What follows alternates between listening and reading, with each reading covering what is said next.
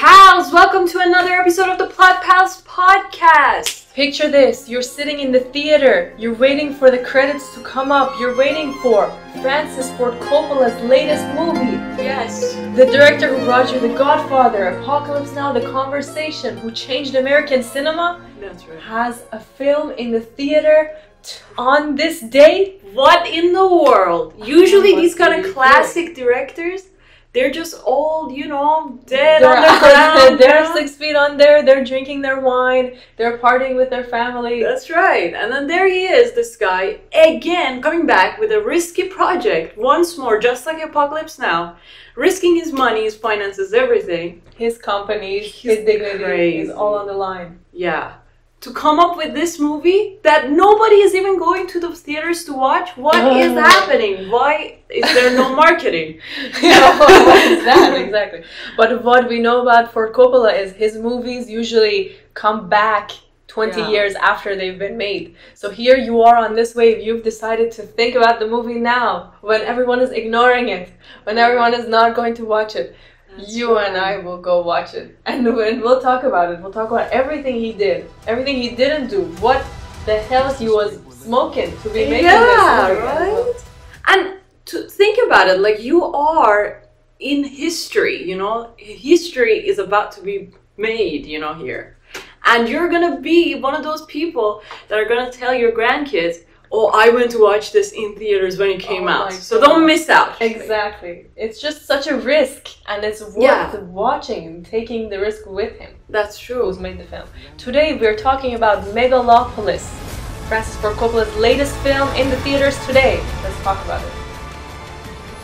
Literally, this movie, okay, I can't even say the name of the movie to this day. Megalopolis. What were you thinking? For the longest time, I would say Megalopolis. Yes, just me so too. Not to bother myself. Oh, it's too wordy. Megalopolis. Are you trying to give me a speech impediment? Please ignore that word. Like, just give it a different name. The city. What does that even mean? Yeah. I mean, this police, metropolis, this kind of thing. Yeah, right. Whatever. This guy, okay, that we follow his story, is Elon Musk. He is literally Elon Musk. I know. Elon Musk is changing our society, by the way. Let's appreciate him. He's trying to colonize Mars. Right. This guy exists today. Like, he's out there. Right now, he's breathing the same air. And he's like, let's go to the space station. Let's build cars that go on electricity. I look really scary, but that's probably just because I'm too smart for you guys to understand. Yeah, and he's also a lover too. I don't know, but like, he has lots of kids and lots of baby mamas, so I'm like, okay, all right, they're very similar. Exactly. So there we go. It's a movie about Elon Musk. So now you know what to follow along. Right, Elon Musk and the politicians against him who fight against him for their own profit, probably. And defame him at any chance. Exactly. And this story is really, people, anyone in power will get defamed all the time. That's fair. This is Elon Musk, plus it's also the story of Caesar from the Roman times, Thank God. Yeah, that's true. Drawing this parallel between the past and the present, and then looking into the future here. So that's why, even if, like, whoever you are, you'll get something out of this. Are you a Roman? You will love this movie. Are you interested in Rome? Oh my God. Yeah. Every man is going to be so excited. Is that your Roman Empire? Great. Yeah, watch it. That's right. You into electric cars? Oh my God. This one is for you. For real. Are you into future? Everything. Like, look at that. That's such a good point that you brought up. I'm so thankful. Caesar is in the past. Elon Musk is in the present. And then the future that they always talk about. We also have the fact that they try to touch on the theme of love. That love really does, like, transcend time and everything. And it is so much more superior. And it always prevails any bad intentions. Anybody else's bad intentions. So that was such a good one. I love the love as well. And you know how... So Francis's wife died while he was making the movie. Are you kidding me? His wife, who was with him since his poor days, he has no career. He doesn't even know what he's doing until now. And then during Apocalypse Now, she goes and makes a documentary, and we talked about this. Exactly. So she died this year. So tragic. And then if you saw also, he put this movie is for my wife at the end. Yes, I saw Good. that. I was like, what a simp. Thank you. Yeah, but Yeah, literally. And then it makes me think that this was also his own story. Like, he sees himself as Elon Musk, and he sees his love as this woman who came into his life to save him, really. So when you think about it, like, this old man, he was making a movie about his wife, and that's the best element of his movie. Right. Just makes you think, like, he should have maybe gone a little bit more personal. Oh. But before we get into the judging, I would like to say one thing that's really cool about it. So, Francis Ford Coppola is a human. He's 85. Okay. Really? I didn't know that. And he's worked with everybody. You know, he's just the top of the food chain. He's literally had communicated with all the best filmmakers. You know, they've come to kiss his hand. Oh, He's God. like the Godfather. Like, he has that kind of effect on the film industry. Right. And so everybody wants to hear what he thinks, you know? Like, you would actually kill for a chance to just sit with him and hear his words. Even though now he's 85, he's old, he just acts like a grandpa, you know? But still, he's the same guy who was in the jungle making Apocalypse Now. Like, you know this. Right. And he's lived this, like, very morally ambiguous life. Like, you don't even know, did he do the right things, wrong things? So when he comes out with a movie that is, like, all his vision of what the world should be, Right. we are so hyped. Like, we want to hear it. Absolutely. That I loved about it. And then what I love is also, like, he casts a handsome guy as the lead, a handsome woman as the lover. Right. And so you're just, and they're all rich. Everybody's rich. Oh, I love this, you know? He was smart about it. Absolutely. It's like exactly like what do you call that movie? Hunger Games. Oh, you know, so much. Capital and everything. And so many like famous actors that he casted, of course, like what is it? Aubrey Plaza, that woman. Oh my God, are you the sexy lady? Wow, the platinum. sex icon? She is just like always acting this way, kind of. Yeah, I know. She's amazing. I really definitely. And you know, though, why did Francis cast so many comedians in this movie? Did you notice? It's like people from SNL are acting as a sexy lady. Oh yeah, that girl. Yeah, right. And then Aubrey Plaza, or Aubrey, I'm not sure. Yeah. But she's super. She has this awkward, yeah, kind of sense of humor. She's known for her humor, yeah. exactly. And then you cast her in this sexy role, and then there's just so many people all over the place that felt like a little bit miscast to me. So it was like a mix of actors he brought in that I was kind of like, what? Kind of mismatched. What are you doing? Yeah. Yeah. They don't match each other at all. Like, what do you think his purpose was? But that was really funny though. I loved their characters. I was always laughing at their parts. And it's kind of like a light kind of movie, you know. I guess it's just the mood of the movie, you know. For example, even the main character, even though he's at times serious, he's so funny. Like, he's just so funny without even realizing it. He always also reacts really funny. Like, he laughs at other characters, like foolishness or something like that at times. So I don't know, it just works very well, I guess. Yeah, you know, the movie grows in your mind after you've seen it. So now that we're talking, I'm like, oh my God, yeah, you're right. He did make the right choices with the actors. The movie is light. It is funny. But while you're sitting in there, even though everyone was laughing in the theater, like, I don't know if they were laughing at the movie. Oh my or God! with it. Do you know? So that's kind of more tough to say. What is the director's intention here? Does he want us to laugh at everything? Is that actually the point, that these characters are dumb and they're one-dimensional? Or was that his vision? Oh, he was thinking about it so much and now we're laughing at it. Damn! I guess it was intentional that the characters were shallow, you know, because like they are in a world that everybody just cares about the appearances and like wealth and just like fame and all that. And their conversations, if you like listen to their conversations, it's so shallow and one-dimensional. And the only times that we see some deep conversations happening, it's either between those lovers, right? Or between like politicians when they are sitting privately together or something like that. So that's the only time.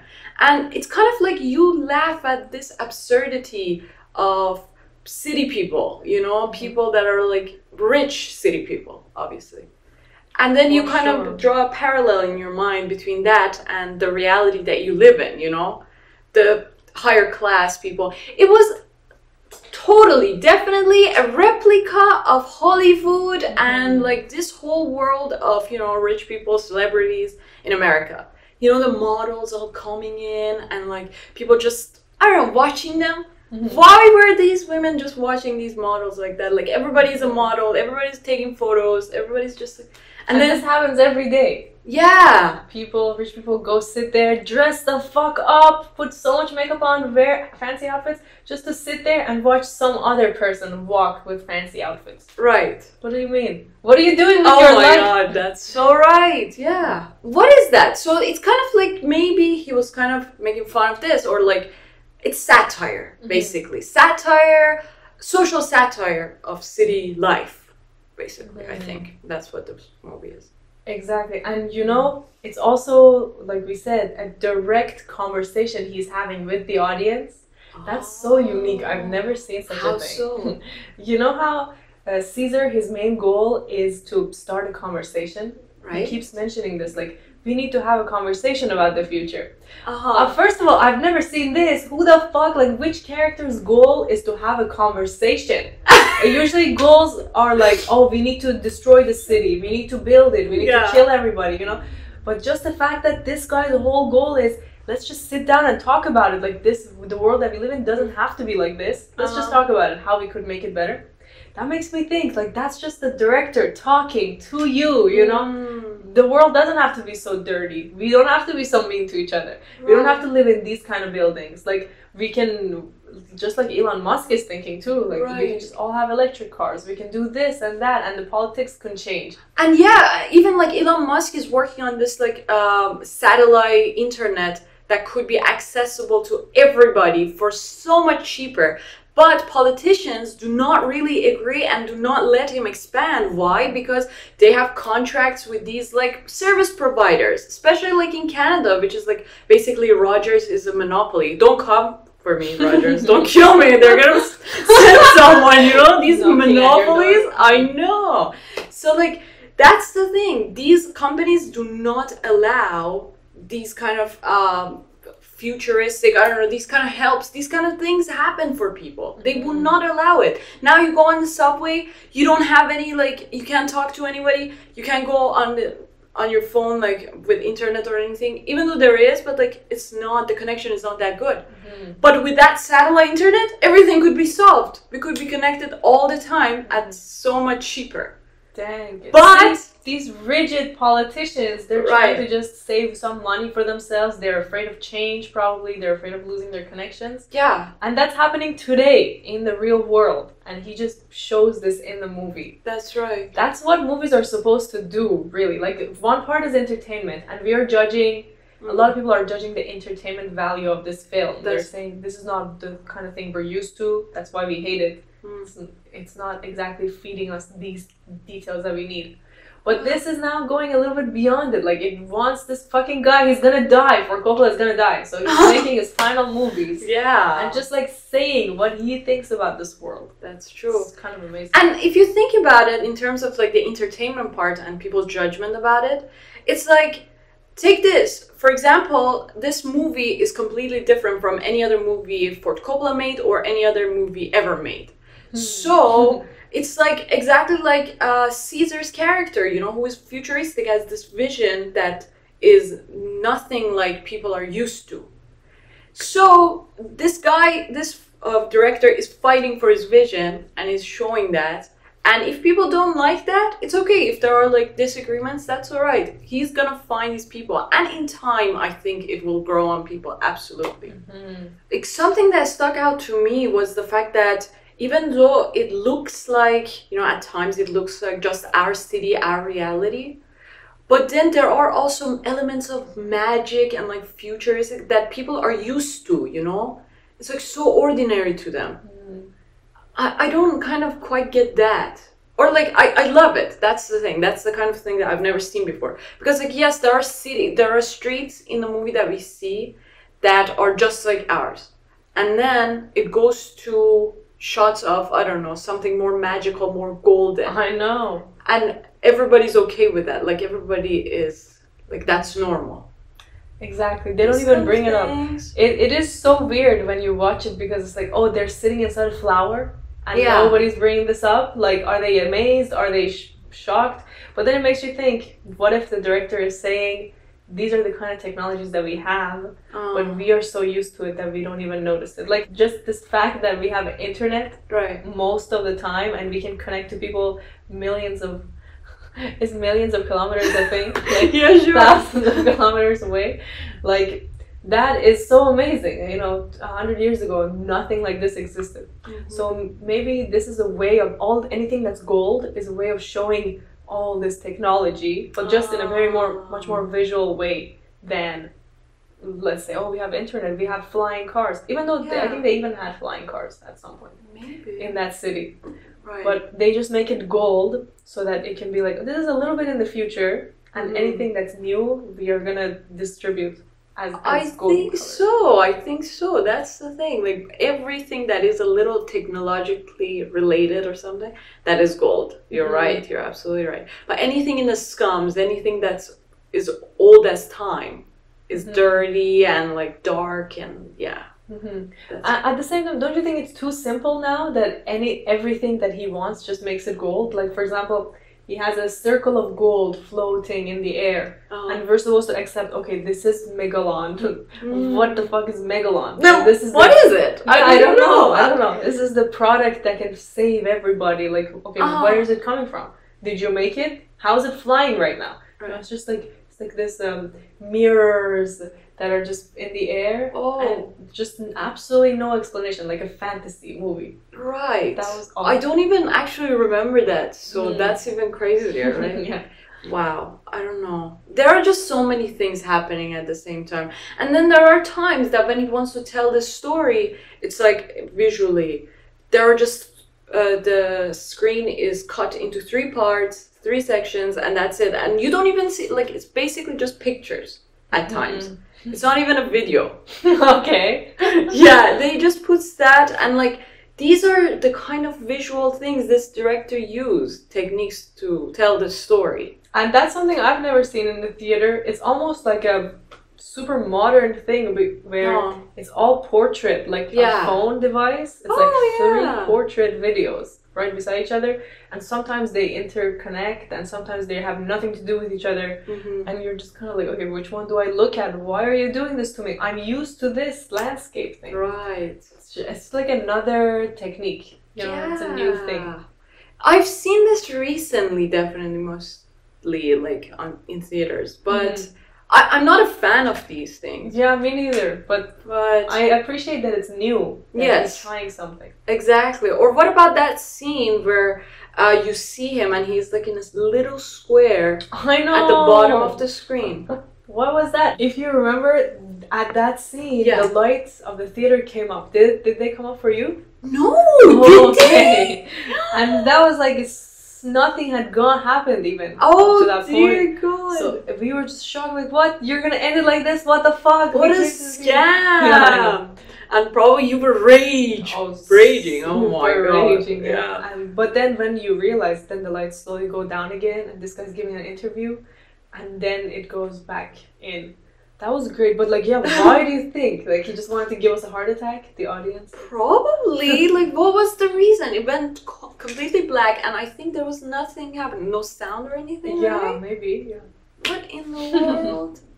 Oh, God. And then, it comes back in. It's like they have the whole theater, this much space, and the video is just tiny up there. Just like a Zoom call or something. Yeah, right? Just like, small there. What in the world? I thought there was some technical problems with the theater happening. Yeah, why is it like that? I guess, again, it's his doing new things that we haven't seen. Like, what that makes me think is, I can make the world so small if I wanted to. Now, be grateful that I'm gonna go back. Oh dear God! Wow. Do you think he's that egotistic to be like that? Probably. Like, when you get to that level of like your expertise, there's a time I think that you just want to make fun of people and your fans and everyone. You're like, why do you idolize me? Like, maybe, because you never get to a point that you see yourself how others see you. Exactly. You know your flaws, you know your weaknesses. So you're like, why do you look up to me, bro? Okay, if that's the case, I'm gonna experiment something, see how much of a fool you are. Yeah. I mean, maybe. I imagine the filmmakers as too egotistical that they wouldn't actually, like, not that they know they have flaws, but they wouldn't even want people to see those flaws. Oh, I so see. They would continue to try and up their game. Okay, my next one's gotta be bigger, and now I'm gonna try, even if it's just all fake. Right. But maybe this man is now much older. He's so much wiser. He's not even in his 60s anymore. He's in his 80s. So he's like, all right, yeah, I will make fun. Probably. At that point. That could be a reason. You know, the thing is, for me, the only thing that saved it was we saw Caesar's journey and we kind of like relate to him when he's lost. He's a lost soul in the beginning, you know, smoking, going high and everything like that. And he doesn't know. And he's like, never marry for love and stuff like this. So we always say that. Right? So relate to this, and then you go on, and he finds love and he finds the truth, and then he changes and he's like trying to fight for everything. And here's the thing, this is how I thought the movie was gonna go, okay? Tell me if this would not be better. I thought at the moment that lover's father, the other politician, comes, the mayor, comes and is like, okay, I will give you this much money and support you privately and like publicly. If you just leave my daughter. If you leave my daughter. I thought at that point he would do that. He would become bitter and he would make a tyrannical Megalopolis. Yes, literally. What happened in that scene? It was just like, for no reason, the guy comes in and, he has a reason. He's like, you let go of my wife. But for no reason, this guy just ignores that whole proposition. He's like, no, old man, I won't do it. And then that guy leaves. Like, what was the conflict here? Here's the thing. As we said, the characters are kind of one-dimensional, right? So this guy is a hero. That's it. He's a hero. That's it. You know, he's not going to go to the dark side at all. So that's really bad. That's a missed opportunity. Exactly. It was just like, okay, now I'm not even, I should have been scared. Like, oh, are you going to leave your wife? What are you going to think? It's like, immediately, no. I'm going to keep my wife. And I will also win over you. Bland. Yeah. And somehow the mayor is okay in the next time that we see him. I know, that mayor is so inconsistent every time we see him. Yeah. It's like the whole time he's been against this Caesar, and then at the end he's like, alright, I guess I'll just step over onto this gold and everything will be okay. He stole your kid. He made your kid pregnant. He stole your city. Wow. Why are you okay with this? Oh my god! I thought you would say the opposite thing about like him, like he was the one that defamed Caesar for killing his wife, or like trying to do that. And so all these things happen, and then by the end he's kind of like okay, and Caesar is okay, everybody's okay. Like, there was just no conflict. I think the director is beyond conflict at this point. I think so. He just wants peace now. Yes. Like, you know, 85, you don't Tell me about it. You don't even want to think about it, you know? I think so. Wow, that's horrible. Oh my god. You know what? Because I have this film professor and he's really into conflict. He's like, you should watch a movie and then walk out just so hating your life and yourself that you just start smoking a cigarette. That's the thing. Asians know drama, you know, because they always deal with drama in their families. Yeah, maybe. Exactly. Your professor is Asian, obviously. Yeah. So, yeah. Here's the thing. Like, they love it. They know drama and they're going to do that very well. Well, I'm sure like, Italians also love drama, but like... Sure, yeah. You know, even Spanish, whatever. You know, everybody from the South. Oh, yeah. Everybody from the North and the West. Not very much. Yeah. Yes, and especially the older you get. Yes. So this guy, clearly, he loved drama when he was making The Godfather. But now he's like, yeah, love and peace and meditation and let's change the world together. Right. I love that. Yeah. It just makes you think there's not one way to make a movie. Like, what we've learned in terms of the movies that we really look up to is that there has to be a character. They have to want something. Something has to be in their way. They have to try and get rid of that thing. Yeah. But now you look at this movie and immediately that falls apart. So, like, who's the main character? Alright, let's say it's Caesar. What does he want to do? He wants to save the city. Sure. What's in his way? People are trying to stop him. What's he gonna do? He's just gonna do nothing at all. Exactly. He's just gonna talk about it. He's gonna go about his day, do some drugs, fall in love, have a conversation. He is such a cool character. Not in the sense that, oh, he's cool. He's like chill. Yeah. He just doesn't do anything. He doesn't react to anything and doesn't like actively go and pursue something. Pursue his goal. Yeah, I know, right? Wow. The only character, as I said, like why I love that girl, because she knows what she wants. And she like kind of discovers herself along the way and she goes after it. She's kind of active. But that Caesar guy, he's totally passive. I know. And so they've put him as the poster of this movie. They Right. put him as the main character, but it's just not him that the movie is even about. But then they give him so much attention there. Still though, like you say, this girl is another amazing part of the movie. Mm-hmm. So she starts out as a prostitute and then... Which... Are you serious? Okay, she's not a prostitute, but she's like literally naked in the front page of the news. Like, what are you at that point? Oh, you know what happened? I was 5 minutes late. Oh. Sorry, 5 minutes late to the movie. And I went there, and imagine, the movie was kind of really bland in the beginning. That I thought that was an ad. So I was like, okay, maybe I should go to the washroom now, and I made it in time. God. And then I was like, okay, I'll stay a little bit. Maybe it's gonna play now. Then I realized, no, this is the movie. This is not an ad. The worst thing. Yeah. Yeah, now I think about it, the beginning definitely starts super bland. And imagine you just walk in a theater and you're like, oh, blah, blah, blah. I have to sit through this. That's horrible. What in the world? So that's how it starts, huh? With the girl? Well, it starts, the very first scene is good. I'm sad you missed it. Oh. This scene was all over the trailers too. Oh, okay. Of the one trailer that they made for this movie. What are you doing? So that was the first scene. Is this man, Caesar, is up on a building and he goes over to drop himself, kill himself, and he's just hanging off and he's about to fall. It's a giant tall building, and as he falls he says, time stop, and he stops mid-air. Whoa.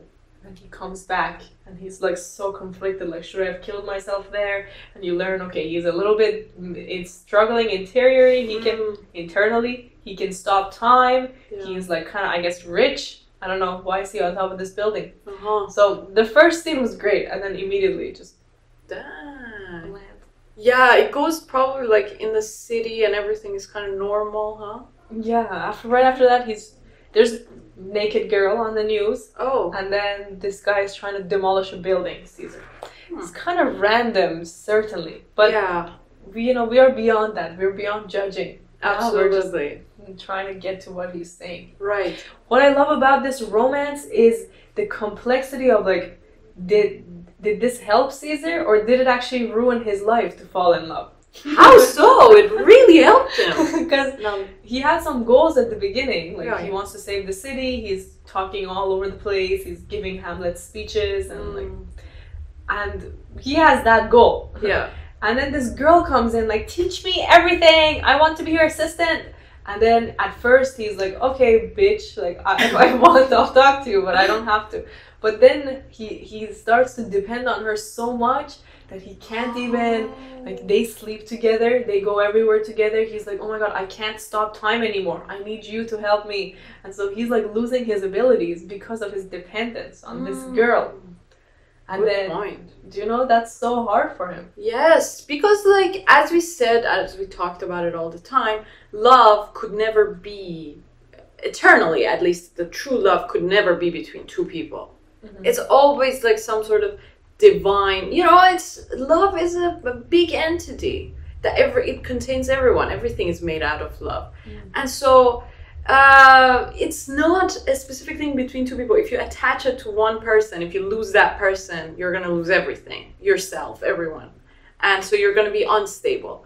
That's not wise, and that's not a good message to give. But if that girl is the symbol of love, maybe she's like Aphrodite or something like that.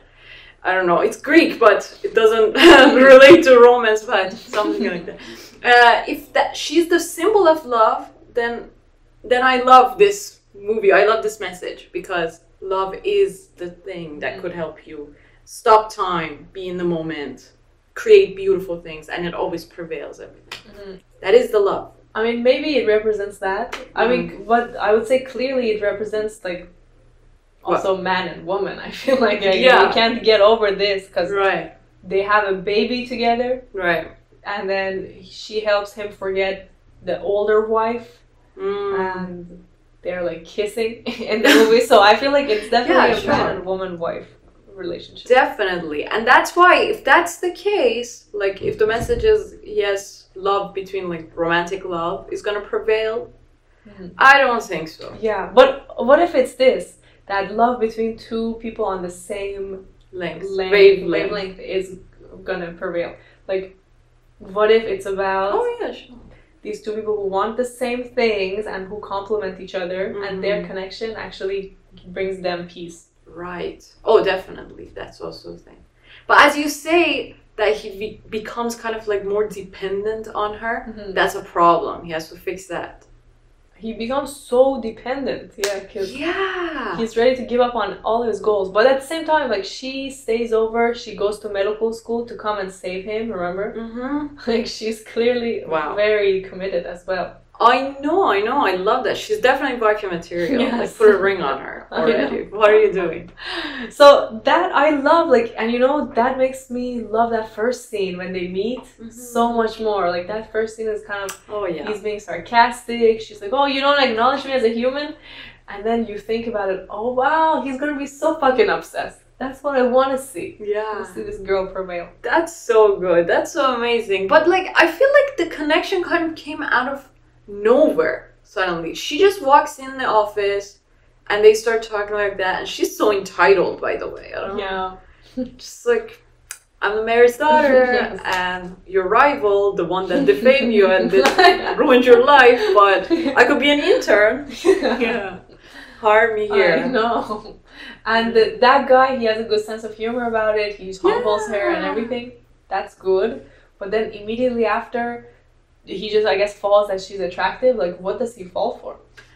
I know. What happens exactly? Because like, he's such a black cat. He's just about his day. He just doesn't care about anyone. He does have a mistress. He doesn't care about her. Yeah.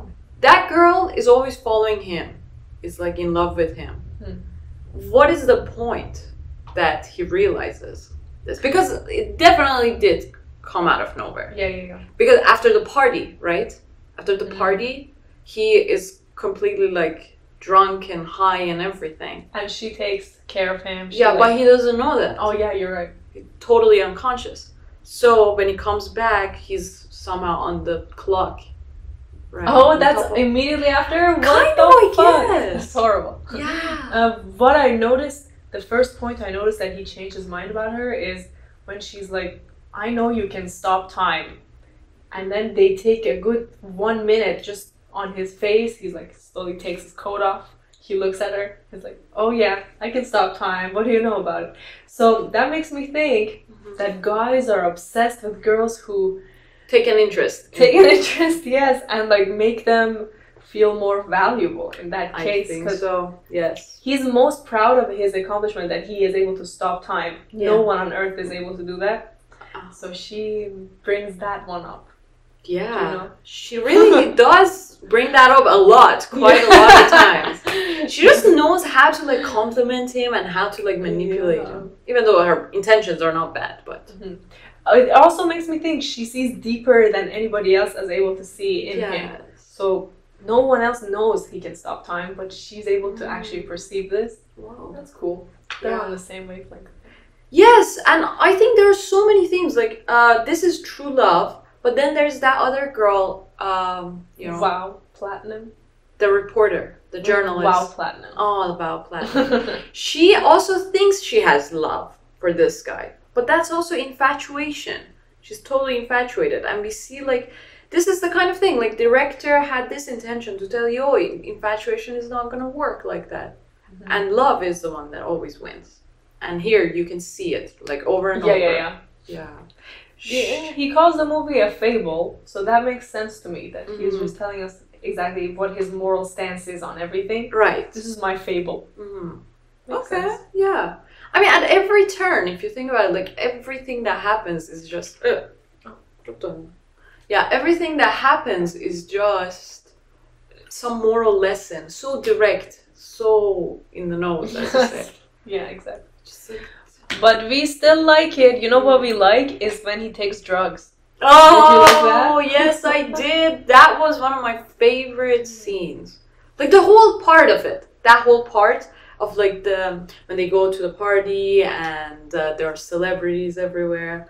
And then there's like what do you call this? These Roman There's kind of literally entertainment. chariots. Yeah, Roman chariots racing. Yes. What? That's so cool. I've not seen this. Yeah.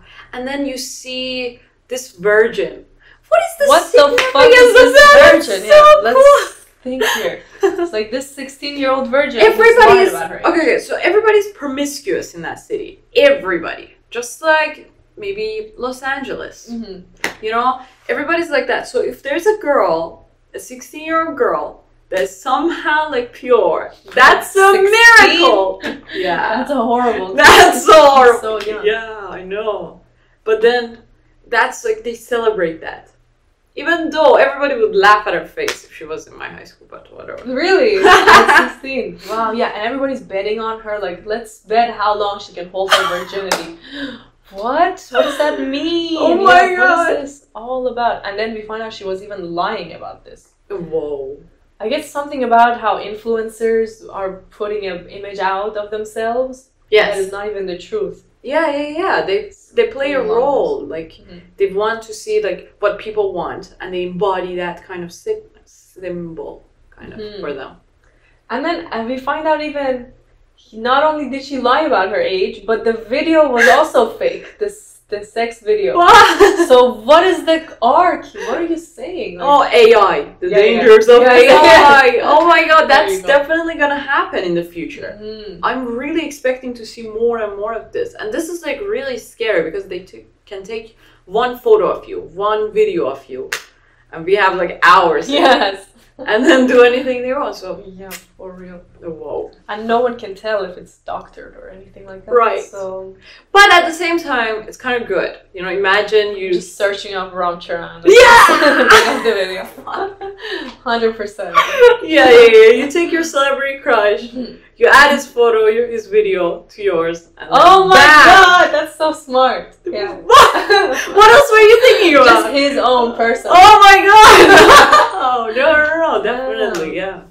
You could see it. You could see everything that you fantasize about. Whoa, this is a whole business that started. Oh. That would be so good. And already there are the tools everywhere. Mhm. That could be the next social media. Yeah, and imagine this. What if you can get the sex scene, okay, but you can also get the whole life. Like you could just put insert Ram Charan Yes. and Maral. Something They get romantic. married. Yeah, they have a kid. Here's how their kid's gonna look. Then they go to work. This is their fight scene. Like here's a movie just on when they're fighting. And then Ram apologizes, and then they make up. They go to Wonderland together. Oh, all fan fiction. Yeah. They're like, And it's all visual. Dang, I love that. And imagine this: you see your favorite movie, you love the male character or whatever character, and then you want to be the love interest, and so you put yourself. Oh, That's the future. oh God! Absolutely. Are you kidding? And imagine we watch movies just like that all the time. We just do that, you know. Every time we want to watch a movie, put a photo of ourselves as the like. Damn. Yeah, just So we fucking, feel why that. not? Exactly. Or ask the AI to create an alternate. So the main character is still the same, the world is still the same, but now it's the future after the movie's done, and now I'm inserted into the movie, like whoever's watching, Yeah. and then they get to see more adventures. I have another idea. Okay. What about it's like kind of like a video game kind of thing, right? So you basically make a story as a director. You make a story with characters that have this set of things, and the AI knows that this is how this character acts. And then the storyline, everything. And people are fans of this movie and they love it. So you kind of like make this interactive movie that is like 3D, you put everything on and you could be in the world of that movie. Just like GTA, you go and like maybe talk to a character and they would talk in character to you based on their beliefs, based on their prejudices, everything. Oh, I love that. And are you thinking this is you exploring the city? Yes, Or the is it- world of Okay, this. because it could also go one level beyond where the writers write 1,000 different scenarios, or ask the AI to just come up with different scenarios, and then you get to live the world of the movie, but you make your own choices in there. And maybe they're the wrong choices, so you get killed immediately, or you lose the love interest. Ooh, like, that's so good! What do I do? That's so good! That's so good, because like already these kind of things have an audience. You know, these apps? Yeah, anything virtual reality. The virtual reality is one thing, the other ones are like for teenagers mostly.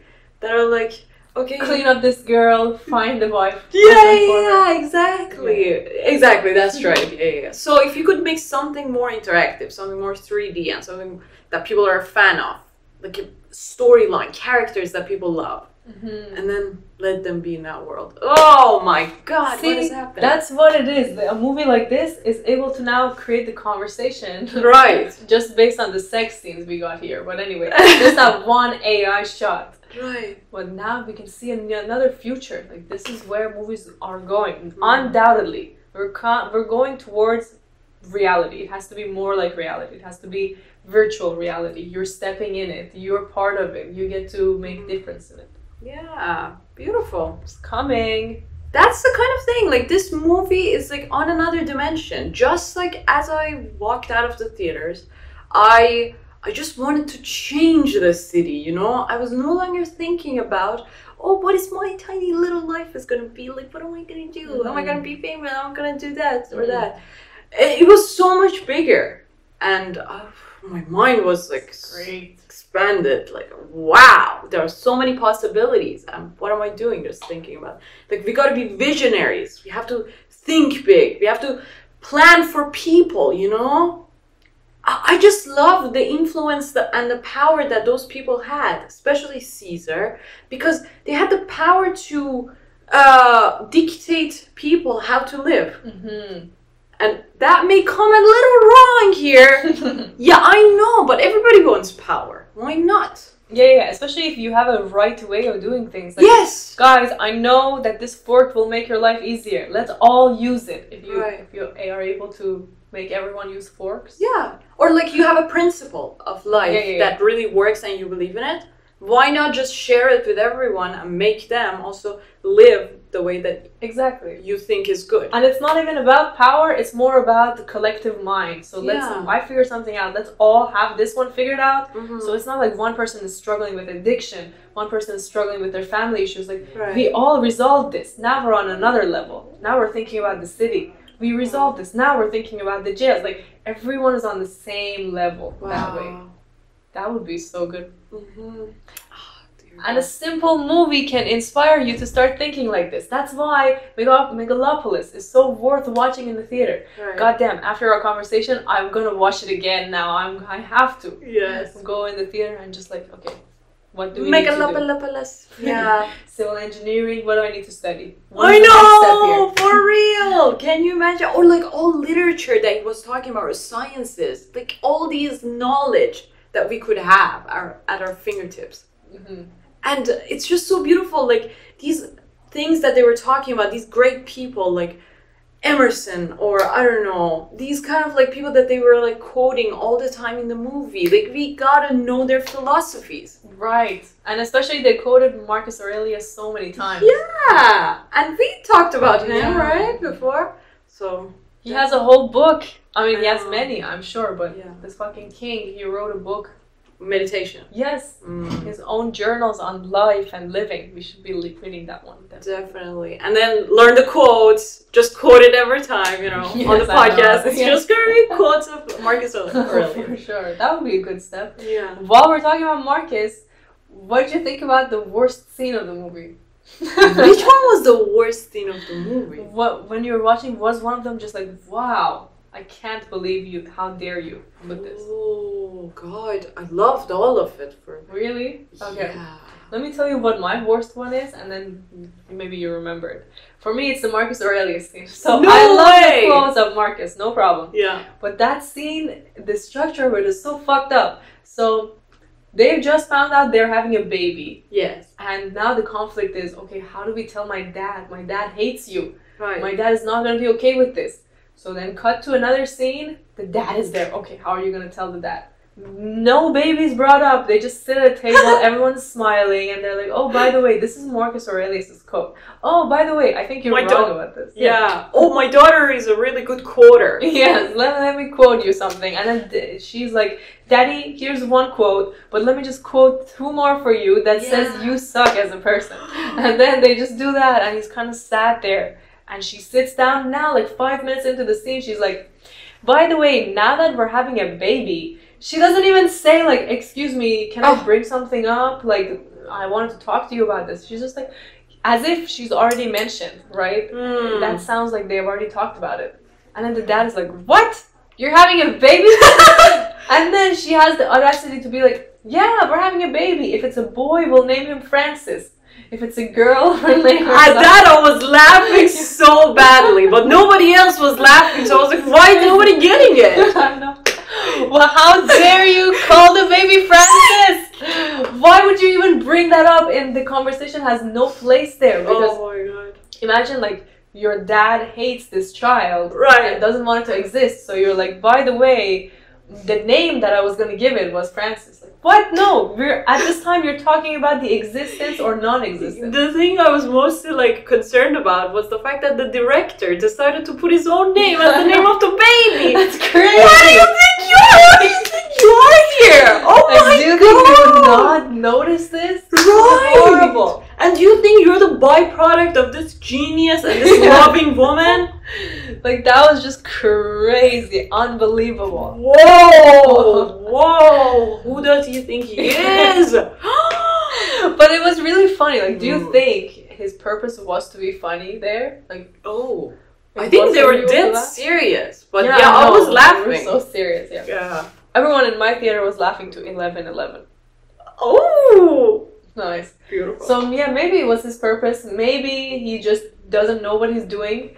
But I think we agree on this, that it's, let's let go of what is the problems with this movie and enjoy what is so good about it. Right. Which is very unique. That's right.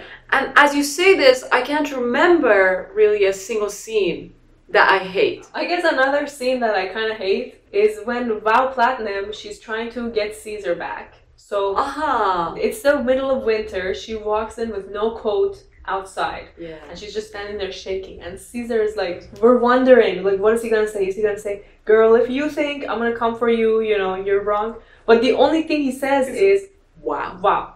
Which is her name, too. Like, if it wasn't her name, you would be like, okay. Wow. Yeah, Val is good there. Like, I'm just so shocked that you... But it's her name. Imagine if I just walked up to you and I was like...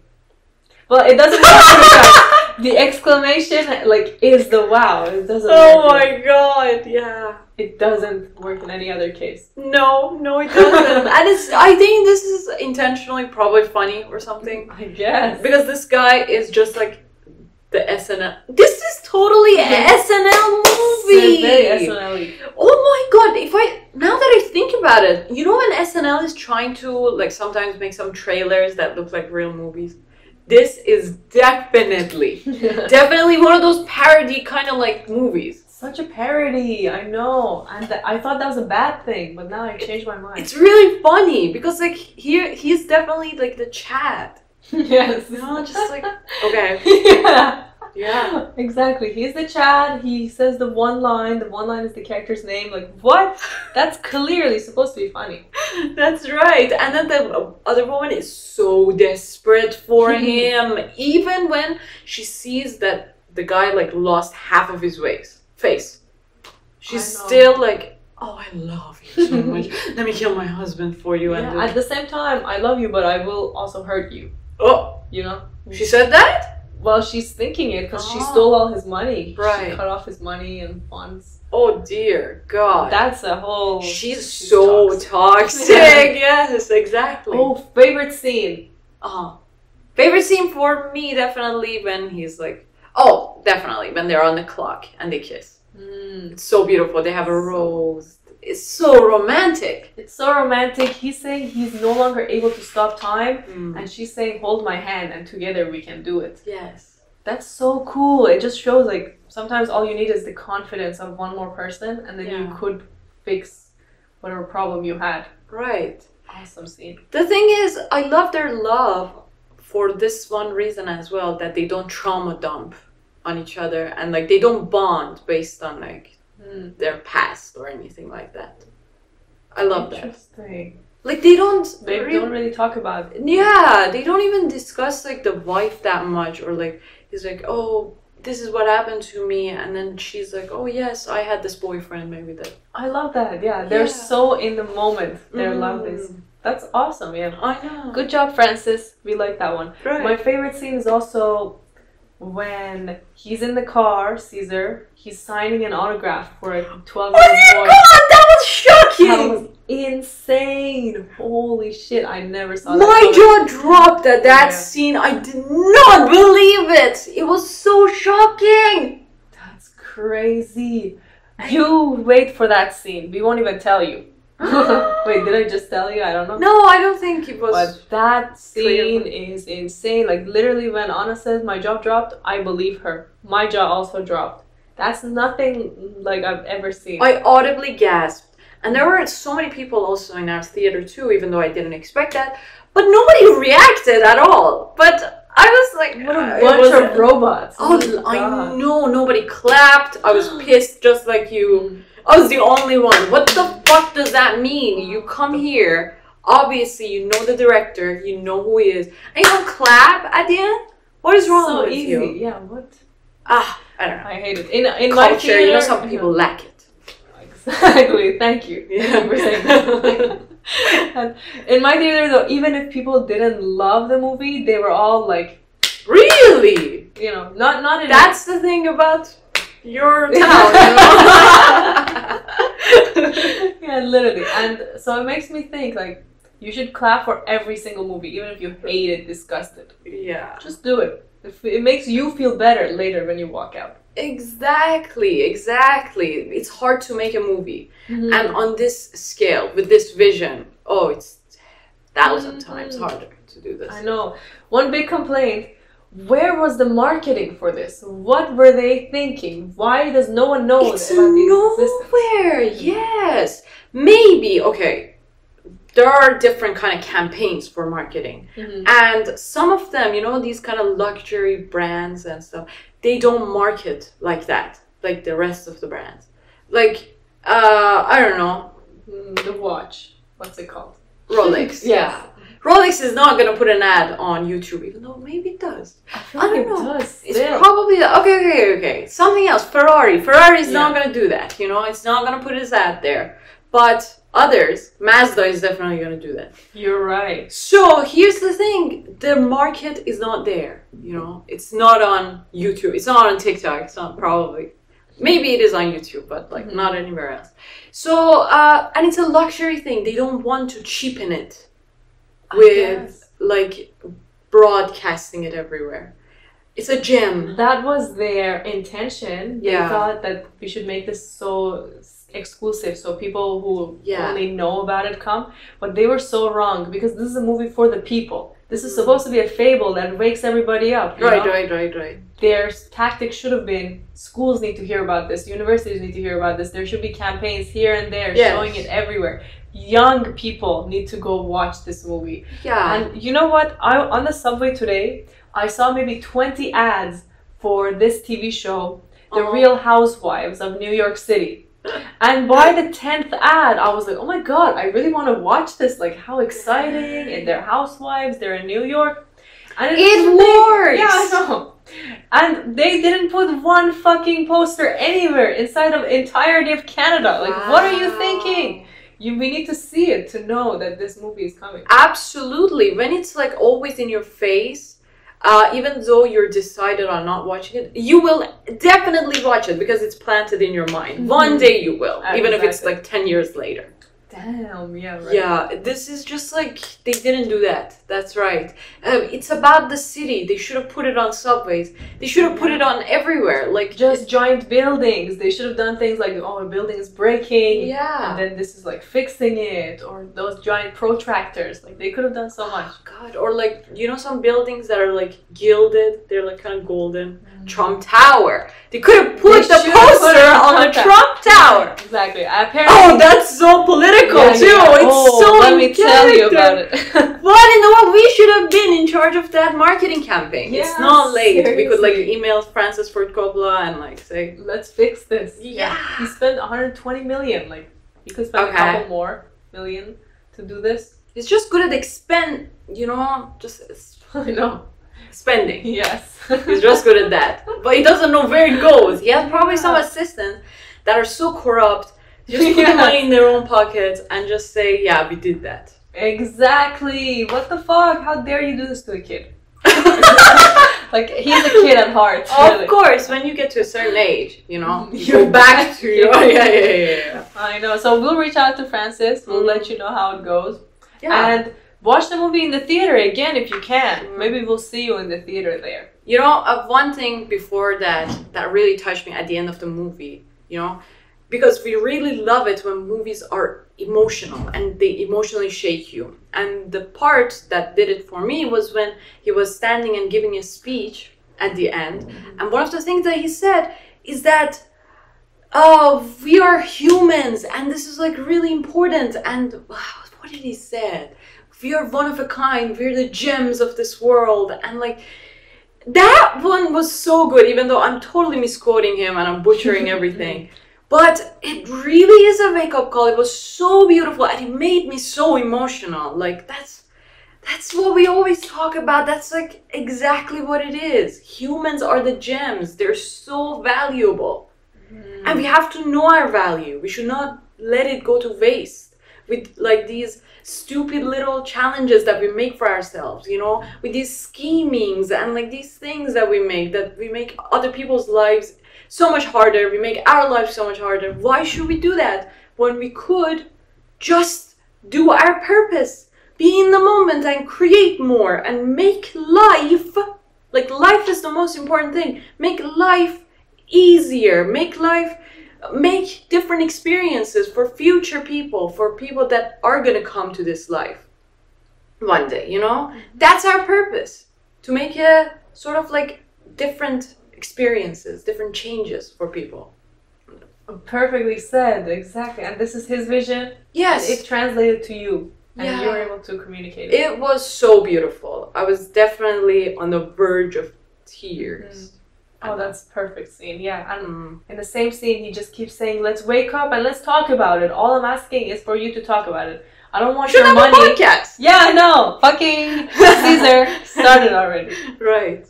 And yeah, he's not trying to like recruit you. He's not trying to take your money. All he's saying is let's just discuss these things. Yeah. Instead of avoiding it. Right. So let's discuss, let's change the world, and let's listen to the podcast every week when we talk about different films and how they can change everything. Yes, and tell us, if you haven't watched the movie, which I'm sure you haven't, go watch this movie and tell us what you think about it. Or if you haven't watched it, tell us what you think it's going to be about or what you think the experience would be like. Yeah. So either way, if you haven't or you haven't, you should have it. Yeah. Check it out. Yeah. If you haven't and you haven't, you should have it. Go check You it out. guys, there are so many movies coming out during these months and it's going to be so much fun. So be ready to go to theaters and spend some money. Do it. Oh, it's going to be great. Yeah. We'll see you on the podcast every week. See you guys. Bye.